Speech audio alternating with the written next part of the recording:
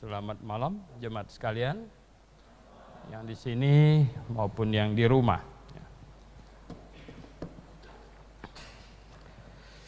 Oke. Sebenarnya malam ini memang Pak Stephen, tetapi saya kebetulan ada janjian sama dokter, jadi tidak ke Bandung. Jadi rencananya Senin depan baru akan ke Bandung dan Rabu depan mungkin tidak ada di sini. Oke, jadi tukeran. Kita buka Efesus. Mari kita buka surat Efesus. Wow, surat Efesus ini perlengkapan senjata Allahnya sudah hampir hafal semuanya. Tapi kali ini kita baca dari ayat 10 sampai 12. Efesus pasal 6 ayat 10 sampai 12. Sama-sama kita membacanya. 1, 2, 3. Akhirnya hendaklah kamu kuat di dalam Tuhan, di dalam kekuatan kuasanya.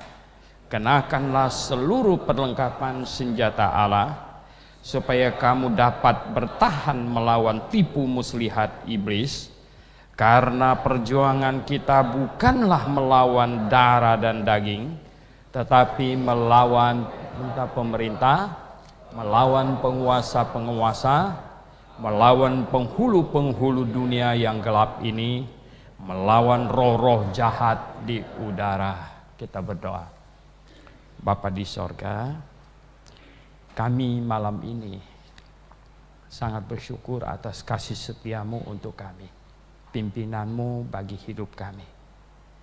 Dan kami sangat bersyukur Roh Kudus menempati hati kami, menerangi pikiran kami. Kiranya malam ini juga kami sungguh-sungguh dipimpin dan diterangi hati kami. Dalam nama Tuhan Yesus kami berdoa. Amin. Malam ini saya mau bicara tentang perang-perangan. Ya, jadi ini perang-perangan. Rasul Paulus bilang, ini kita ini perang. Setiap orang yang sudah diselamatkan itu seperti Anda masuk tentara. Ya, masuk tentara, kita ini perang. Cuman bedanya kita bukan perang jasmani. Kita perangnya apa? Rohani. Kita ini perang rohani. Nah, jadi bukan ngasah parang di bawah gitu, tapi mesti ngasah otak gitu. Ya. Hati ya, mesti diasah. Nah, malam ini saya mau sampaikan 3 hal. Mudah-mudahan cukup waktunya setengah jam. Dalam perang-perangan 3 hal ini super penting. Super penting. 1, yang utama adalah semangat atau kemauan perang. Semangat perang, kemauan perang. Saudara yang saya kasih dalam Tuhan, saya banyak membaca sejarah, membaca riwayat hidup, membaca biografi. This day in Baptist history, saya banyak. Saya dapatkan, saya bandingkan, dan berusaha untuk menarik pelajaran. Saya dapatkan mengapa di abad ke-17, 18, 19 Gereja Baptis di Amerika begitu hebat kemajuannya, begitu dahsyat, dari minoritas yang dianiaya amat sangat. Obadiah Holmes dicambuk 30 sekian kali sampai tidak bisa bangun lagi. Tapi sejak abad 17, 18, 19, 3 abad itu, Gereja Baptis melejit terus Ya, bukan ribu, jutaan. Ya, orang-orang dari gereja-gereja pembaptis bayi, episkopal, puritan, kongregasional, presbyterian, mereka semuanya pindah, diselamatkan. Apa sebab? Sekarang sepertinya gencatan senjata. Tahu nggak apa sebab? Perang. Perang. Pengkhotbah baptis pada saat itu berani. Mereka tahu mereka akan masuk penjara, tapi mereka tetap khotbah. Mereka tetap mengecam pembaptisan bayi, bahwa itu dari iblis. Mereka bilang, wah nggak enak lah, gereja negara yang dengar, marah lah, ya. Tangkap dia, masuk penjara. Bukan cuman pengkhotbahnya yang semangat, jemaatnya semangat. Mereka datang di bawah jendela, suruh penggembalanya khotbah dari dalam penjara. Khotbah dari dalam penjara. Saya bersyukur pernah ke Amerika belajar. Sekolahan seringkali mengadakan tur. Tapi tur sekolah kami itu beda. Bukan tur pergi lihat pemandangan. Saya ikut tur. Dan seringkali mereka tahu Suhento nggak ada duit. Ada yang bayarin saya. Ya, kamu sudah ada yang bayarin, boleh ikut tur. Kami tur pergi lihat, ya, di mana John Leland, ya, ketemu siapa itu senator yang terkenal sekali, ya, di Thomas Jefferson, kalau salah. Ketemu di sinilah. Kami pergi ke hutan, tidak ada apa-apa. Tapi di situ ada jejak, ada bangku dari kayu pohon di situ. Anda bayangkan 300 lebih tahun yang lalu loh. Ya. Di sinilah mereka berdua ketemu, membicarakan amandemen pertama dan lain-lain sebagainya. Kami pergi ke penjara. Penjaranya dilestarikan, dibuat dari papan punya. Di penjara inilah siapa berkhotbah. Jemaatnya mendengar dari bawah jendela di situ. Kami tur sejarah. Ya, tur sejarah. Saudara yang saya kasih dalam Tuhan. Apa yang membuat gereja baptis begitu hebat berkembangnya? Perang. Kalau nggak perang bagaimana bisa menang? Tunggu di rumah. Nggak bisa menang. Nggak ada kemenangan. Tanpa ada pertempuran, tidak ada kemenangan. Tidak pernah ada kemenangan. Mau menang, ya perang. Mao Zedong bilang, tentara itu tidak boleh terlalu lama tidak perang. Nanti mereka cuma taunya di camp tentaranya cuma masak-masak, kemudian hip hop cuma push-upan saja, begitu. Bilang harus perang, mana cari gara-gara dengan negara lain supaya tentaranya perang terus gitu. Saudara yang saya kasih dalam Tuhan, perang. Saya tidak suruh kamu cari gara-gara dengan tetangga sini-sini ya. Bukan begitu caranya. Ada perang yang sangat cerdas. Oh, zaman dulu perangnya tidak seperti zaman sekarang. Hari ini kita memiliki medan perang yang sebenarnya lebih dahsyat. Kenapa? Kita punya media sosial yang mereka tidak punya. Saya punya 2 akun Facebook. 1 5.000 penuh. 1 2.000-an. Jadi 7.000-an orang.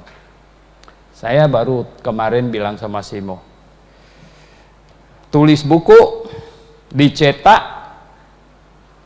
cetak 1.000. Jual 10 tahun belum selesai. Karena orang jarang baca buku, apalagi sekarang.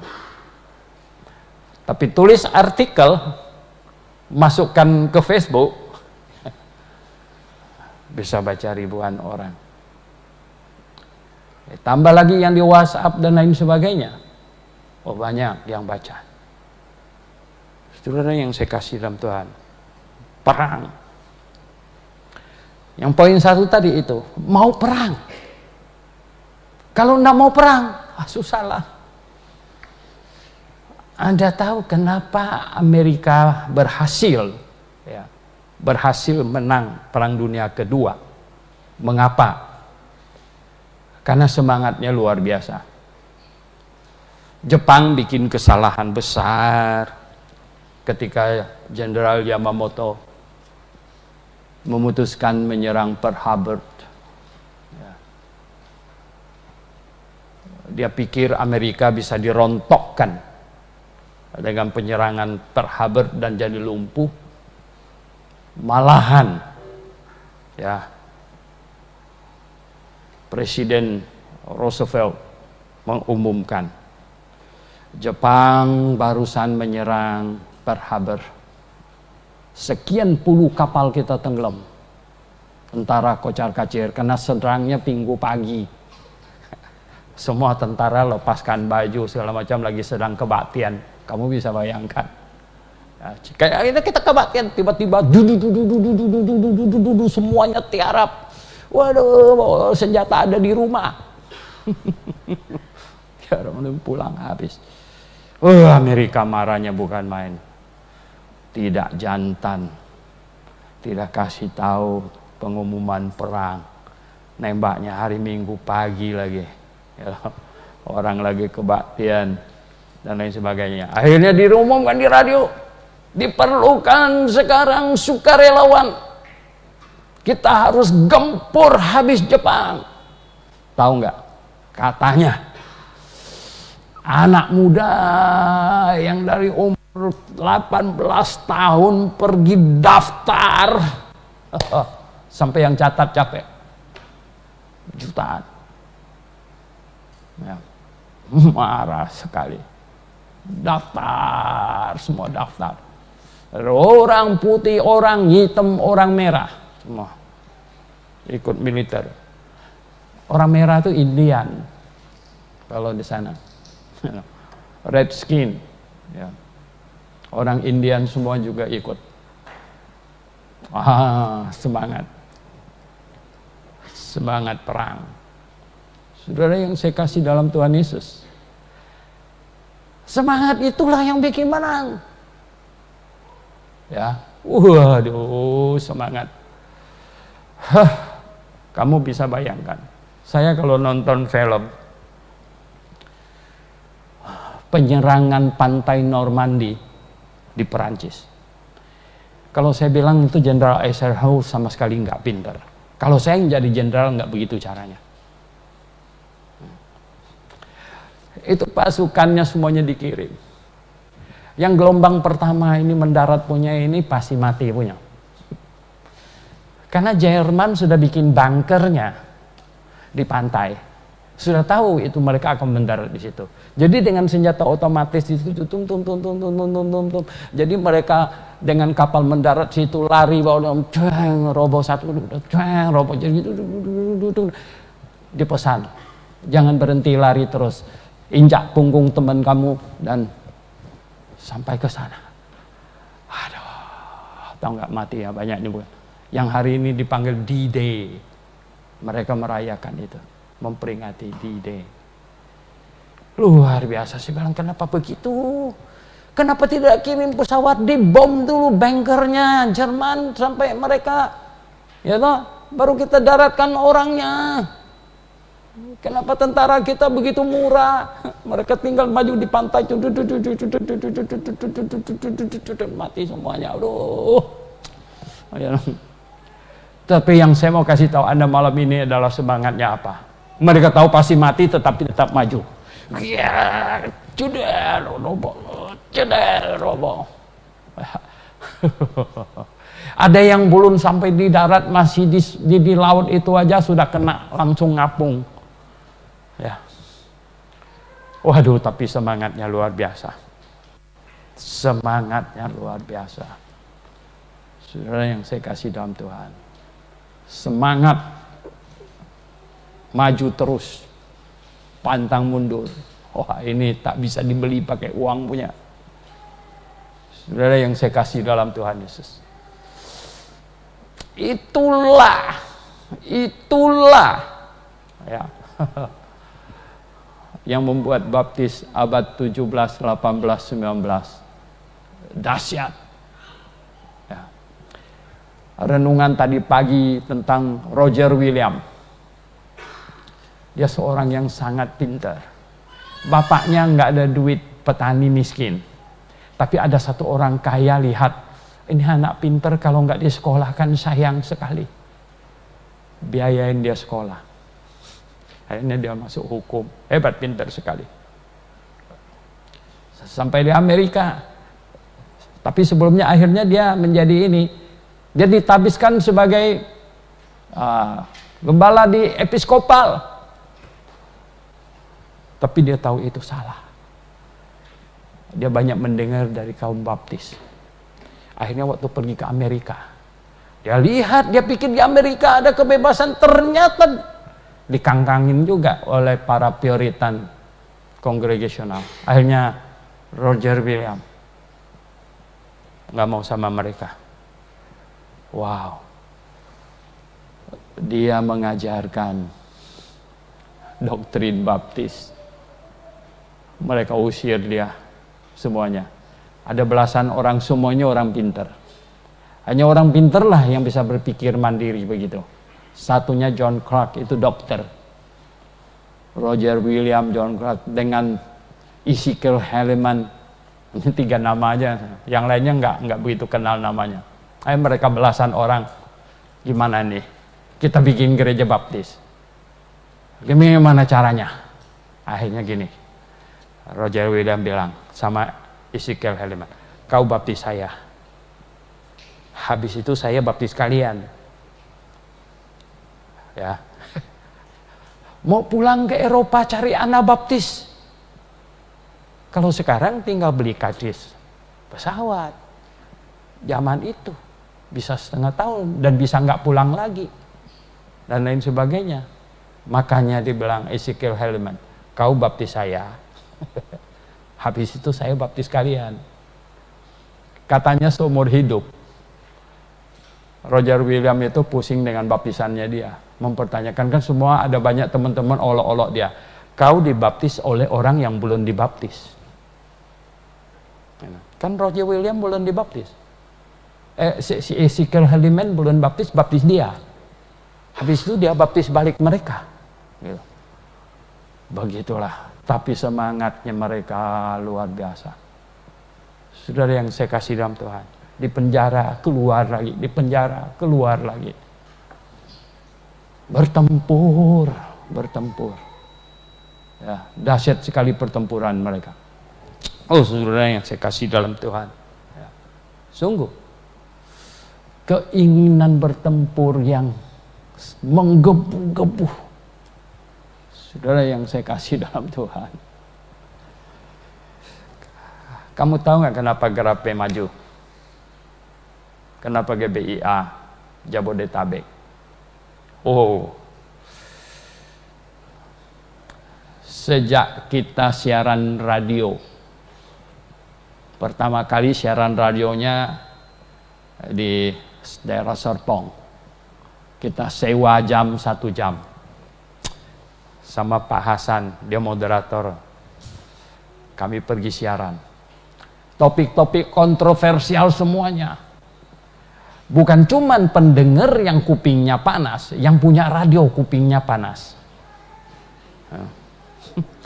Itu ceritanya sampai kita punya radio. Kupingnya panas, dia bilang apa? Saya sama Pak Hasan dipanggil, sama yang pemilik radio. Ada apa? Begini Pak Suhento. Ada pendengar yang protes katanya, siaran Bapak ini banyak menghasut, banyak ini ya, menjelek-jelekkan gereja lain dan lain sebagainya. Saya bilang, siapa? Bapak fasilitasi saja biar ketemu dengan kami. ketemu saya nanti saya omongkan. Ya. Kalau dia mau tanya, saya akan jawab begini begitu. Oh nggak bisa. Saya bilang sama Pak Hasan, sebenarnya tidak ada dari pendengar, dia itu yang tidak senang. Akhirnya dia mau batalkan, kita kontrak setahun tadinya. Dia bilang nggak bisa lanjut. Hei, saya bilang, yo orang Kristen apa bukan? Dia nggak enak. Dia orang Kristen. Orang Kristen boleh batalkan kontrak? Saya tanya dia. Dia nggak enak. Nggak boleh kan? You kan kontrak 1 tahun. Saya omong apa di radio, saya sudah beli jamnya 1 tahun loh. Saya bilang, ya, kalau memang ada orang keberatan, ketemukan aja dengan kami. Itu sudah beres. Wah, dia nggak bisa jawab. Oke. Lanjut 1 tahun, tapi tidak mau diperpanjang lagi. Tapi banyak dapat jiwa, saudara. Banyak dapat jiwa. Karena apa? Kita perang. Akhirnya dia nggak mau perpanjang, kami kalang kabut cari radio. Ketemu di Senen sana, Senen ada radio. Waktu itu namanya Sport FM. Radio sport yang bola. Ya. Kita sewa 1 jam. Ya toh. Waktu itu banyak orang telepon mau bunuh saya, saudara. Saya kasih tahu. Saya nggak takut mati, masih muda. Padahal mati muda nggak bagus juga gitu. Tapi nggak takut mati. Tahu nggak yang takut itu siapa? Mama saya. Mama saya. Waduh, dia tahu. Setiap kali kami mau pergi siaran, mama saya yang kalut sekali. Suruh mahasiswa, kalian ikut, katanya. Jaga gitu kan. Tahu nggak siaran kita jam berapa? Jam 10 sampai jam 11 atau jam 11 sampai jam 12. Itu jam sisa yang orang tidak mau gitu loh.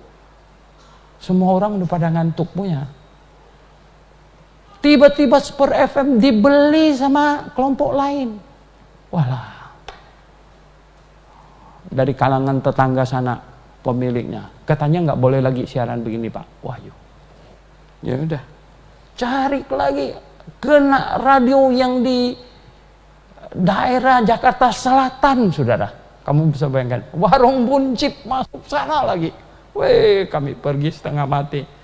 Makanya Pak Hasan tuh setia. Ya. Akhirnya, aduh, siarannya tengah malam terus. Maka itu mau tidak mau. Ya. Pak Hasan sama Pak Timotius kongsi keluar duit beli mesin radio yang sekarang sudah tak berguna itu. Harga 1 buah kijang gitu tahu. Ya. Kita itu bertempur, saudara. Ya. Karena pertempuran rohani. Karena kita kemukakan pengajaran-pengajaran kita dan ada yang kena. Yaitu ibaratnya tung kan kena kan gitu loh. Ya. Kena gitu ya. Saya setiap hari itu tembak banyak sekali pakai HP saya gitu. Dan banyak yang kena mah. Ya. Sampai ada yang bilang dia balas saya dengan stiker itu, iblis memberkati kamu. Wih, saya baca, siapa yang bikin stiker macam begitu yang ada iblis bless you. Nah, waduh, hebat amat. Saya bilang ini orang saudara yang saya kasih jam tangan, tapi saya hanya ketawa aja. Isi Obadiah Home dicambuk, saya cuma dikasih stiker. Apa masalahnya? Gitu. Itu dia. Ya, jadi saudara yang saya kasih dalam Tuhan, semangat mau. Kurnia hari Kamis yang lalu datang kasih tahu saya, Pak, dibilang di Bandung, ini Vili yang cerita sama dia, Vili. Di Bandung ada satu orang Nias katanya, jemaatnya. Dia pinter sekali bawa jiwa. Sekarang sudah 2 keluarga yang dia berhasil, yang dimana suruh Vili pergi ke rumah PA. Bapak ini begini katanya, dia telepon temennya yang dari gereja yang baptis bayi itu. Dia nggak banyak omong, dia bilang, boleh nggak saya bacakan kamu ayat Alkitab? Ya boleh aja lah. Gitu. Lalu dibacalah Kisah Rasul pasal 8, ya, kasus sida-sida itu. Terang, baca sampai 37, ya, sida-sida itu bilang, lihat di sini ada air. Ya. Apa halangannya bagi aku untuk dibaptis? Lalu Filipus menjawab, jika Tuhan percaya dengan segenap hati, boleh. Lalu Filipus pun membaptiskannya dan keduanya keluar dari air seterusnya. Dia bilang apa? Saya nggak mau debat. Kamu baca ini ulang lagi. Boleh nggak bayi dibaptis? Nanti kasih tahu saya. Temennya baca ulang-ulang, nggak boleh. Ya loh. Kalau mau PA, saya punya gembala bersedia ke rumah. Oh, boleh, suruh dia datang, katanya. Jadilah. Ya loh. Nah kalau kau nggak tembak, mana ada musuh yang mati? Betul nggak? Kalau musuh dikipas-kipasin malah dia seneng gitu. Ditembak gitu. Sudah yang saya kasih dalam Tuhan. Ya nggak? Kalau nggak tembak bagaimana? Saudara yang saya kasih dalam Tuhan. Waduh, habis tinggal 10 menit. Padahal baru poin 1. Poin 2 ini kita kejar-kejar sedikit. Poin 2 itu skill. Ya, ini nggak usah banyak-banyak omong. Anda memang harus perlu skill, pengetahuan, baca buku, ikutin perdebatan, belajar bahasa Yunani, Ibrani. Saya mengamatin orang-orang GBIA berargumentasi, ya. Ada yang bagus-bagus sekali sebelah. Lambok tulis 2 artikel yang bagus, ya, di Facebooknya dia. Saya bilang, tadinya saya pikir karena di post di share oleh Ibu Novita yang Tahuna, saya pikir Ibu Novita nggak mungkin secanggih ini, gitu. Saya WA Ibu Novita, Bu Novita, ini ibu yang tulis, saya bilang. Habis saya baca, bagus yang tulis. Oh bukan saya Pak. Oh ya? Jadi siapa yang tulis, saya bilang. Mungkin Pak Marudut, Marudut. Ya, saya bilang, karena saya ambil dari dia. Oh ya, saya WA Marudut. Apa ini kamu yang tulis? Bukan Pak, Lambok yang tulis, saya bilang. Oh Lambok, saya WA Lambok. Ini kamu yang tulis? Iya Pak. Saya bilang ditaruh nama di bawahnya. Orang pers kemana-mana tuh ya dong. Bagus. Nah Anda perlu belajar. Memiliki skill. Baru bisa berargumentasi. Ya, bisa berargumentasi. Kalau nggak berargumentasi bagaimana? Yang nggak punya skill. Ayat-ayatnya dan lain sebagainya. Kalau kita udah tembak. Ya nggak? Lalu nggak punya skill, lalu ditembak balik itu, nggak mungkin diam aja. Kalau kita tembak dia pasti tembak balik. Nggak mungkin kita tembak langsung naikkan bendera putih, nyerah. Nggak gampang itu, ya dong. Nggak segampang itu. Kita tembak, dia akan balas tembak. Kita harus punya skill. Ya. Apalagi kita yang duluan tembak lagi. Habis itu kan dia mesti tembak kita mesti bisa balas gitu. Makanya kamu harus belajar skill. Ini super penting. Lihat di sini apa yang dikatakan. Ambillah seluruh perlengkapan, kenakanlah seluruh ayat 11. Kenakanlah seluruh perlengkapan senjata Allah. Besok kita mau terusin lagi itu di chapel. Seluruh perlengkapan senjata. Karena yang kita lawan di sini dibilang itu tipu muslihat. Wala tipu muslihat. Jangan main-main ini. Ini tipu muslihat. Tipu saja sudah repot, tambah muslihat lagi kamu bisa bayangkan. Ini nggak gampang-gampang ini. Oh saudara, tipu muslihat. Maka itu kamu harus punya skill. Pertama apa tadi? Semangat. Keinginan untuk perang. Yang kedua apa tadi? Skill. Tahu nggak? Yang ketiga itu apa? Semua tentara harus tahu. Kewaspadaan. Kehati-hatian. Kenapa semua tentara dipakaikan helm? Helm. Tembak. Wih, gitu. Anda bisa bayangkan. Nah, pelurunya itu kayak hujan gitu. Dengan bunyi. Walau kalau nggak ada ini barang, sudah tembus ini kepala. Nah, waspada, kewaspadaan.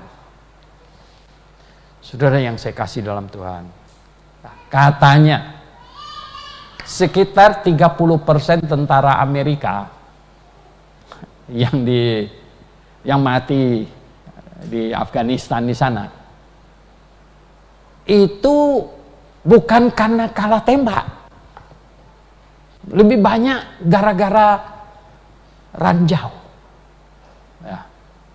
Ada ranjau yang kena ranjau orang, ada banyak kan kena ranjau yang dipasang di tepi jalan waktu mobil mereka lewat, meledak mobilnya terpental. Jadi dipasangnya aja. Wah, ini repot. Ya. Musuh itu banyak ranjau. Saya katakan hati-hati dalam hal apa? Hati-hati dalam berkata-kata. Kirim apa-apa dibaca ulang. Bahasanya sudah bagus belum? Dibaca lagi. Jangan gopo-gopo terburu-buru langsung kirim belum dibaca. Nanti salah-salah lagi gitu. Ya kan? Tapi bisa soal jawab tuh bagus. Tapi jangan buru-buru. Kewaspadaan itu sangat penting. Kewaspadaan. Semua pertempuran itu memerlukan kewaspadaan. Wah, safety first. Komandannya itu bilang kepada anak buahnya, safety first. Ya, keamanan ini, ya, kita boleh nyerang. Hitung-hitungan. Kita punya peluru berapa? Dia sana berapa? Kalau kita serang, dia serang balik, kita sanggup nggak menghadapi? Kehati-hatian. Itulah sebabnya mengapa Rasul Paulus bilang, berdoalah untuk aku juga, supaya apabila aku membuka mulutku, katanya, apa katanya, dikaruniai kata-kata yang itu ada di pasal yang sama, di ayat 19. Apa katanya? Juga untuk aku, ya, permohonan yang tak putus-putusnya untuk segala orang kudus, juga untuk aku, supaya kepadaku, jika aku membuka mulutku, dikaruniain perkataan yang benar. Ini artinya apa? Hati-hati, supaya apabila aku membuka mulutku, dikaruniai kata-kata yang benar. Tidak bikin kesalahan, sudah dipikirkan matang-matang, gitu. Nah, sekarang antara kehati-hatian dan antara semangat menyerang ini kadang-kadang bisa saling meniadakan, saling mempengaruhi. Anda tangkap nggak maksud saya? Saking semangatnya mau menyerang bisa kurang hati-hati. Saking mau hati-hati jadi tidak berani menyerang. Nah, bisa begitu. Oh, dia nggak berani menyerang, nggak berani menulis, diam, nggak berani bagikan brosur, diam. Ya bagaimana bisa menang? Ya. Kamu keluar bikin jemaat itu menyerang. Striker. Ya enggak? Semua pemain 11-11-nya itu back. Bisa gol enggak? Ya enggak bisa. Ini mau main futsal ini ya. Wah, ini udah mau main futsal nih, duitnya udah dapat nih semuanya gitu. Mau main futsal. Ya. Kalau 11 futsal itu berapa orang? 6 ya? Semuanya back. Dapat bola, kocak, balik lagi gitu. Kocek, balik lagi, enggak gol. Enggak nendang. Gimana ya? Kita dengar kabar ya, jemaat sana kok enggak gol-gol terus. Kenapa enggak gol-gol terus? Ya cuman dia gocek-gocek di sekitar gawangnya. Ya enggak gol lah. Enggak bisa. Harus menyerang. Wah, menyerang. Kurang hati-hati. Bisa mati juga. Ya, makanya saya bilang tadi, antara semangat menyerang dengan kehati-hatian, ini mesti dijaga keseimbangannya.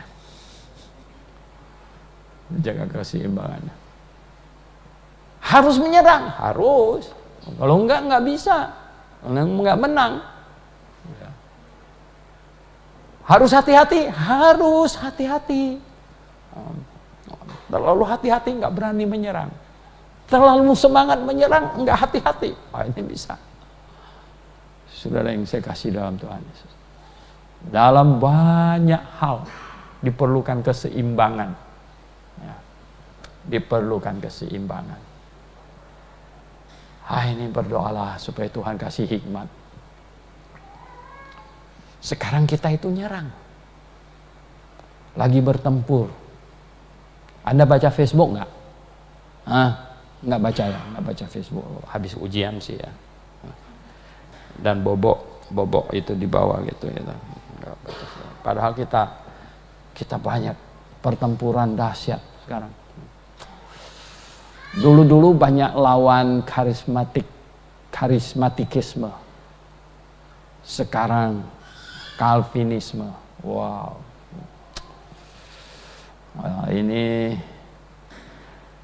Ini lawan yang punya senjata nuklir